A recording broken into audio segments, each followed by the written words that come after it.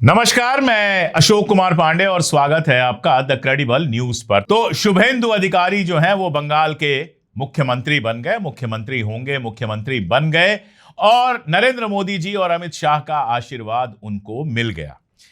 आपको याद होगा कि 2014 में जब प्रधानमंत्री नहीं बने थे नरेंद्र मोदी और प्रचार कर रहे थे तो उनका बड़ा एक फेमस नारा था। वो कहते थे, ना खाऊंगा ना खाने दूंगा। इशारा यह था कि करप्शन नहीं होने दूंगा और करप्शन करूंगा नहीं। बीजेपी यह दावा भी करती है कि उसके राज में करप्शन नहीं है। अब उसके राज में कितना करप्शन है उस पर तो बात होती ही रहती है। यह भी बात होती रहती है कि जो सीएजी की रिपोर्ट पहले तहलका मचा देती थी अब आती है तो कूड़े के डब्बे में चली जाती है। वो सब तो एक अलग मामला है, लेकिन सबसे बड़ा मामला यह है कि भारतीय जनता पार्टी के अंदर दल बदलुओं और उसमें भी भ्रष्ट दल बदलुओं का जबरदस्त स्वागत होता है। आपको अगर भरोसा नहीं है तो शुभेंदु अधिकारी के बारे में नरेंद्र मोदी जी ने 2016 के इलेक्शन में जो कहा था उसको सुन लीजिए। कैमरा के सामने, टीवी कैमरा के सामने कितना लाए हो? अच्छा, लाओ लाओ। और ऐसे कुर्ते में रख देते हैं। टीवी पे देखा कि नहीं देखा आपने? और चेहरा कितना भोला भाला था। ऐसा लगता था ये तो रोज की आदत वाले लगते हैं। और कुछ लोग तो टीवी के सामने कह रहे हैं इतना कम क्यों लाए? तो कहता है दूसरे थोड़े दिन के बाद दूंगा, तो कहते हैं कि जल्दी करना। एक और कह रहा है कि भाई मुझे तो दिया लेकिन थोड़ा उनको भी दे दो, थोड़ा संभालना पड़ेगा। तो आप सुन रहे हैं, यही शुभेंदु अधिकारी थे। उस जमाने में ममता बनर्जी के बेहद करीबी थे, सांसद थे। और ये शुभेंदु अधिकारी एक स्टिंग ऑपरेशन में, जो स्टिंग ऑपरेशन मैथ्यू सैमुअल ने किया था, नारदा स्टिंग उसको कहा गया था, उस स्टिंग ऑपरेशन में कैमरे पर पकड़े गए थे पैसा लेते हुए। नरेंद्र मोदी जी ने पूरा हाव भाव दिखाकर, पूरी एक्टिंग करके बताया था कि किस तरह से वो पैसा लेते हुए पकड़े गए हैं। सीबीआई और ईडी उनकी जांच कर रही थी। 2014-2016 में ये आरोप लगे थे।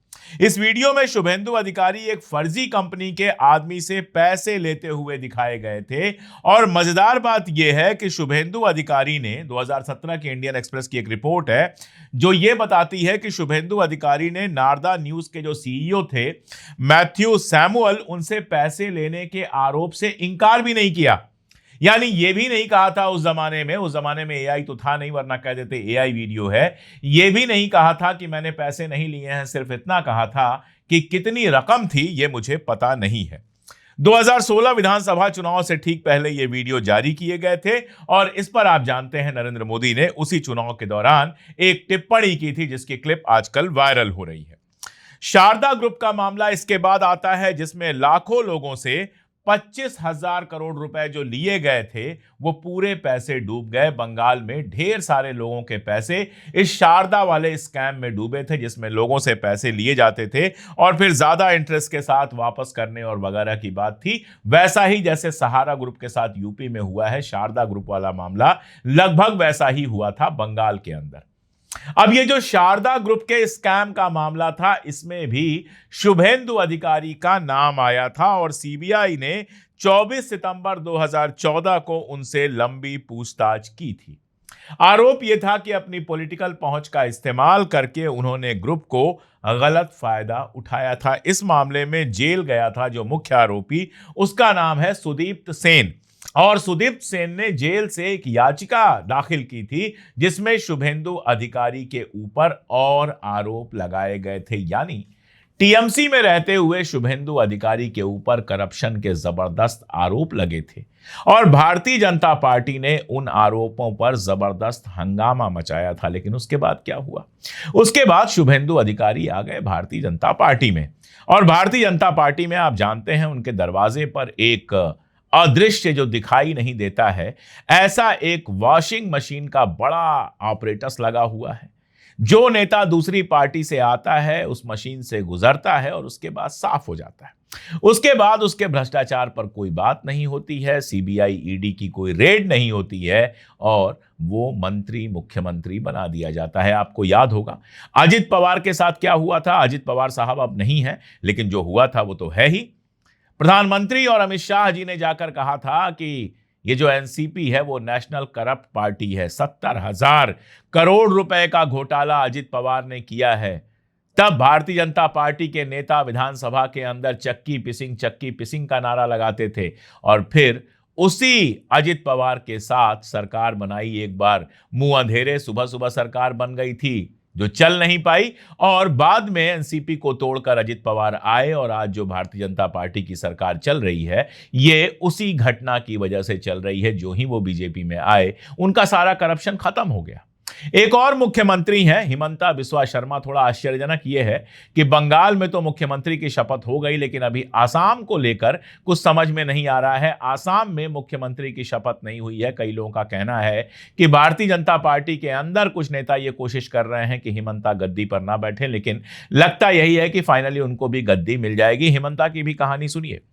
हिमंता बिस्वा शर्मा जब कांग्रेस में हुआ करते थे और मंत्री हुआ करते थे तो उनके ऊपर करप्शन का आरोप लगाकर भारतीय जनता पार्टी ने हफ्तों विधानसभा को चलने नहीं दिया था।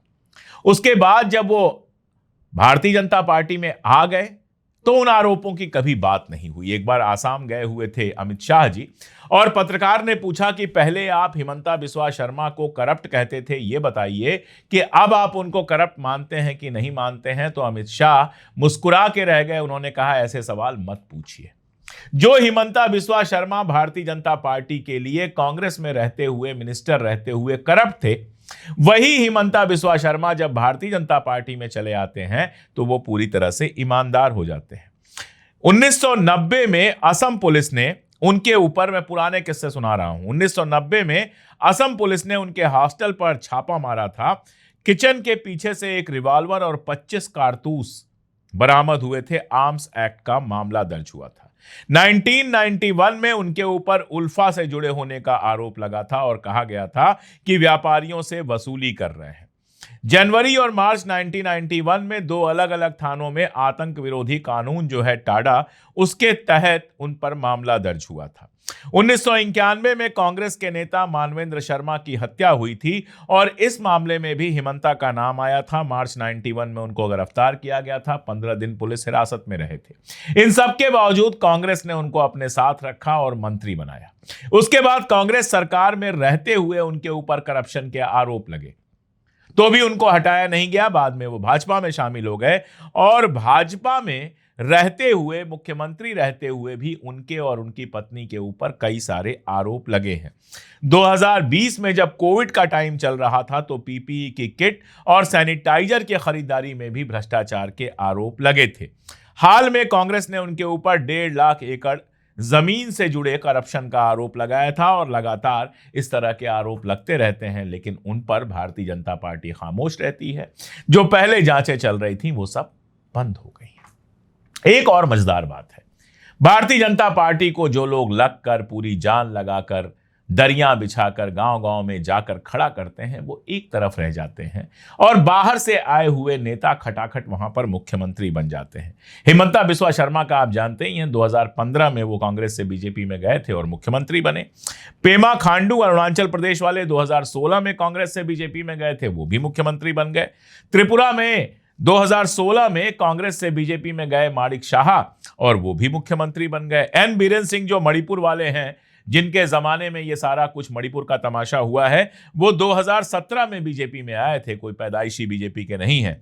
बसवराज बोम्मई अगर आप लोगों को याद होगा तो 2008 में जनता दल और जनता दल यूनाइटेड छोड़ने के बाद वो फाइनली बीजेपी में गए और मुख्यमंत्री बन गए। आसाम के एक और नेता हैं सर्बानंद सोनोवाल, ये आसू में थे, ऑल असम स्टूडेंट यूनियन में थे, वहां से 2011 में बीजेपी में गए और मुख्यमंत्री बने।